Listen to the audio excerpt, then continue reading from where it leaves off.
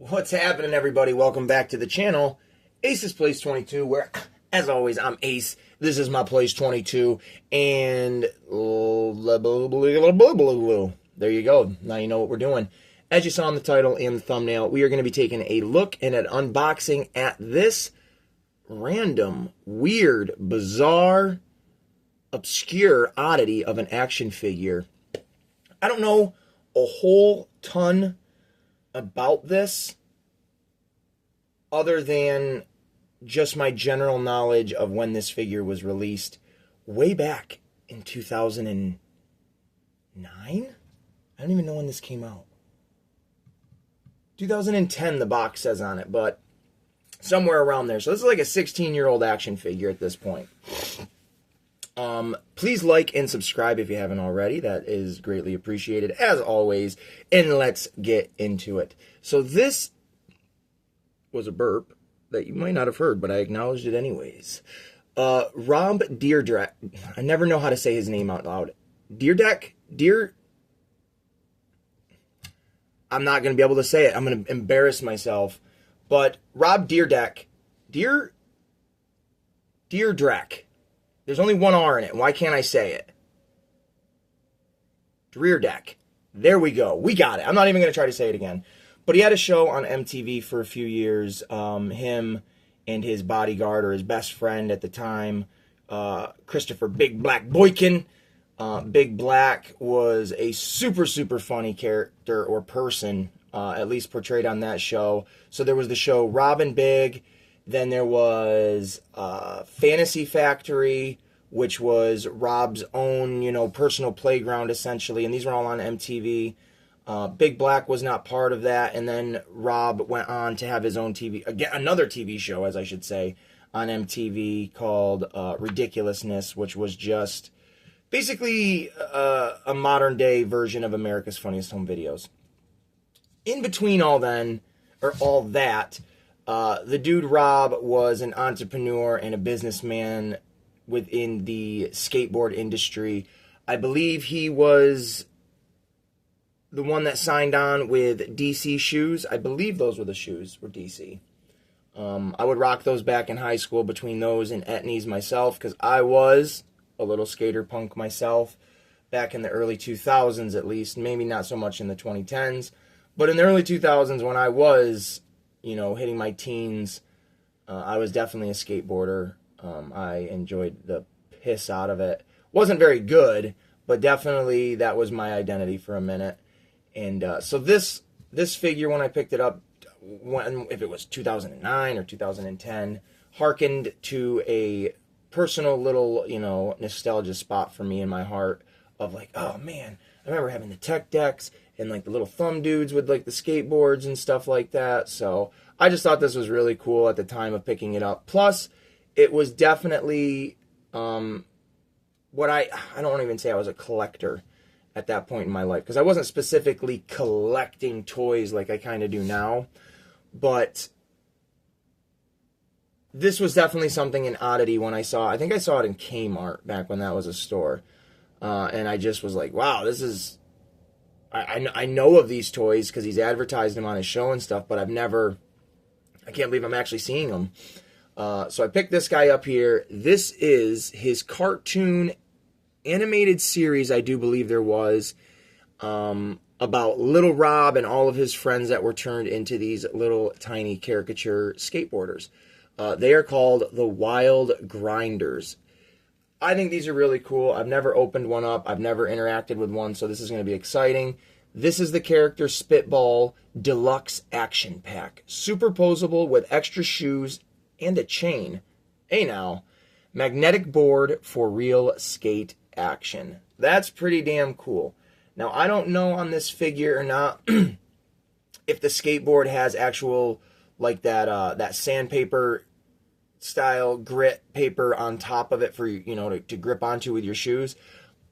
Old tech decks used to have that, so when your fingers were on the board and you can do ollies and shit like that with your fingers, it had a little grippy for you to grab onto. I don't know if it'll be like that with the magnet or not. So let's rotate it around. It kind of looks like it doesn't but he's also, it looks like he's on his skateboard backwards.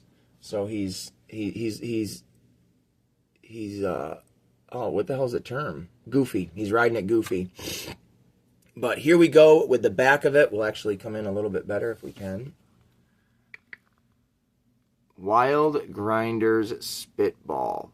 And you can also look for these accessory packs. I've never seen them. I don't remember seeing any of these other ones in store because I probably would have bought them at the time just because.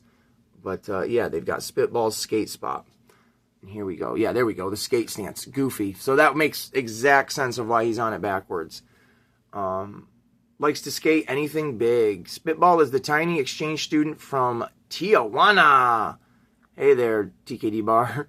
Who lives with JJ's family. No one can understand. I'm trying to read it off of this. No one can understand his rapid Spanglish dialect. Spitball is a resilient skater who can literally run down by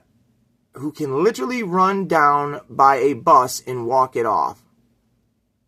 Oh, I skipped the word get, that's why. Who can literally get run down by a bus and walk it off. His nickname comes from his unwarranted belief that spitting on a wound instantly heals it. Interesting. He is always trying to spit on crew members' wounds, which grosses everyone out. Sometimes it even makes JJ pass out. And that's JJ right there. You got little Rob, you got Meaty, got Jackknife, Emo Chris, and then there is Spitball.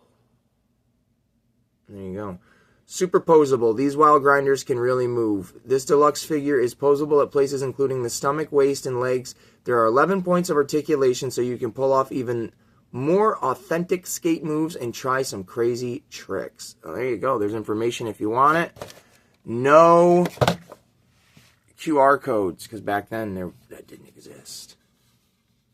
But this guy's pretty rad. I'm excited to open him up and check him out.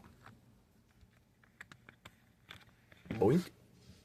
Somewhere around this area the camera was, right?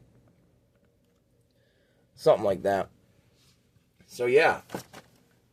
You ready, little dude? Oh yeah, you know what? I've never really looked at that. I've had this sucker for like 15 years or so, and it was always hanging up on a wall in my old apartment. And then when I moved from there, I just always just kicking it in a box, and I always, every time I would like open the box up and see it, I'd be like, oh man, yeah, you're pretty cool. I'll put you back in there. I'm not gonna get rid of you. But hey, today's the day. Let's open him.